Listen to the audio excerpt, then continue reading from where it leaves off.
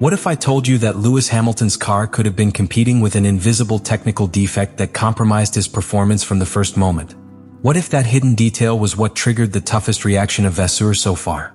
From the first minutes of Saturday's classification, something did not fit. Despite having been the fastest in FP1, Hamilton's performance in Q1 was erratic. He completed a decent first round, but when he asked to make a second quick round, the response of his engineer Riccardo Adami was devastating. Negative. There is no fuel. That brief line, transmitted by radio, reflected more than a simple lack of calculation. It was the symptom of a structural and operational disconnection that Ferrari cannot be allowed, especially with a pilot like Hamilton at the wheel. The bewilderment was total. Hamilton's image slowly returning to pit lane, visibly confused, was recorded in the minds of fans.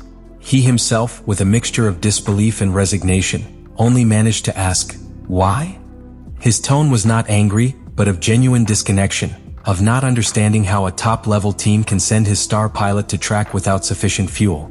In a sport where precision is religion, that error was a sacrilege. But the most serious thing was yet to be discovered. After the incident, Frédéric Vasseur, Ferrari team leader, did not limit himself to an apology or a defensive press conference. Ordered an immediate review of Hamilton's SF25. What he found not only explained the low performance in Silverstone, but opened a Pandora box that Ferrari had not been able to look at. The technical irregularity was not on motor or aerodynamic maps, but in something much more fundamental: the brakes and the dynamic response of the car. That was the real start of the storm. The classification had already been disastrous, but the discovery of an anomalous pattern in the behavior of the car transformed a simple disappointment into a red alarm for the entire organization. At that time, Silverstone ceased to be a circuit. It became a mirror that returned to Ferrari its own reflection, brilliant in appearance but fragile in its technical foundations. The question was no longer whether Hamilton had had bad luck, but how long he had been driving with a car that did not answer as he should. Had this problem also responsible for your discrete performance in previous careers? How many strategic decisions, how many public criticisms, how many internal doubts had been based on a false premise? That the car was fine and it was the pilot who had to adapt. The discovery in Silverstone was not just a technical problem. It was a point of emotional, symbolic, and political inflection within Ferrari. Because if there is something that cannot be allowed to a team like Ferrari, it is to ignore a technical truth that shouts from the bottom of their own data. What seemed like a timely anomaly ended up revealing a much deeper technical complexity. Vasseur did not settle for the finding in the brake system. Convinced that there was something structurally wrong in the SF25, the Ferrari chief ordered an exhaustive technical investigation, involving not only the track team, but also to Maranello engineers in charge of chassis design and the dynamic development of the car. And what they discovered exceeded even their worst projections.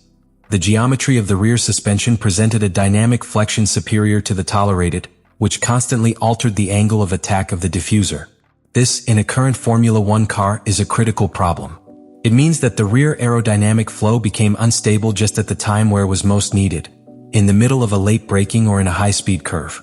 The pilot had to react to a car that literally changed her behavior return after return, depending on the load, temperature, and even the type of tire installed. Lewis Hamilton, with decades of experience, was the first to notice that inconsistency. He described it almost poetic in a private conversation filtered after the Austrian GP. It's like throwing the dice in each curve.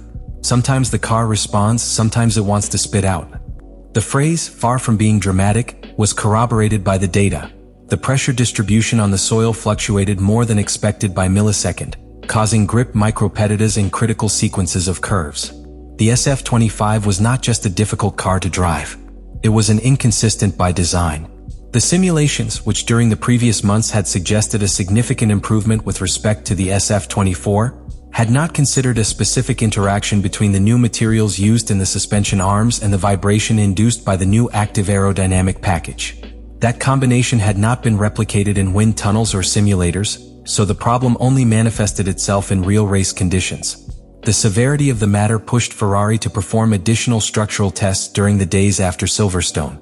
They used high-frequency sensors installed in the chassis and at the suspension anchor points, discovering that there were vertical oscillations of more than 1 millimeter under certain loading conditions. This, in technical terms, is devastating for a car that depends on soil stability to generate efficient aerodynamic load. As a result, Hamilton had to adapt his driving style, not to squeeze the maximum of the car, but to survive his inconsistencies. He stopped stopping before to take curves with more open trajectories and to avoid aggressive supports in pianos, which subtracted valuable tenths in each return. A pilot accustomed to challenging the limits, forced to settle for staying within the safe margins of an unpredictable car. This technical finding was a direct threat not only for the performance of the team, but also for internal morals. Aerodynamic engineers were faced with those of structural dynamics, while the simulation department had to admit that their models were not reflecting reality. Vasseur, far from hiding the situation, pressed to make it public within the team, prioritizing immediate correction over any attempt to save appearances. At that time, Ferrari understood that the fight for the championship was not being fought alone on the track, but in the plans, in the sensors, in the simulations, and in every millimeter of carbon flexion. And the question was more disturbing than ever. Could they repair this problem without redesigning the entire car in the middle of the season? Vasseur's revelation not only uncovered a technical failure. It was the fuse that ignited an internal war inside Ferrari. What began as a routine investigation due to a strategic error in classification quickly climbed into a structural conflict between departments that had been operating with latent tensions months. The finding of irregularities in the dynamics of the SF-25 questioned the complete decision-making chain in Maranello, from the design of the car to the runway execution. The first friction point emerged between the design department led by Enrico Cardile and the advanced simulation equipment. Cardile defended that the technical platform of the SF-25 had been built on the strongest foundations of the previous model, with improvements focused on torsional and soil aerodynamics. But the data collected by Vasseur and validated by track engineers contradicted these assumptions. The car behaved erratically under stress, something that neither test benches nor virtual simulations had anticipated. The discrepancy revealed an uncomfortable truth. Virtual models were poorly calibrated. What seemed to be a component or tuning problem was actually a symptom of a deeper failure in the correlation between simulation and the real world. And that disconnection was the catalyst for a series of emergency meetings in Ferrari, where direct responsibilities were demanded. Vasseur, who had maintained a more integrative profile since his arrival to the team, changed tone. His message was clear: we cannot afford perception errors when our car is at stake. Each department will respond on the other hand. That statement marked the beginning of an internal restructuring process. Some technical chiefs were temporarily relieved of their functions, and a complete technical audit of the simulation protocols, wind tunnel and suspensions were ordered. But beyond the immediate measures, what arose was an ideological division within the team.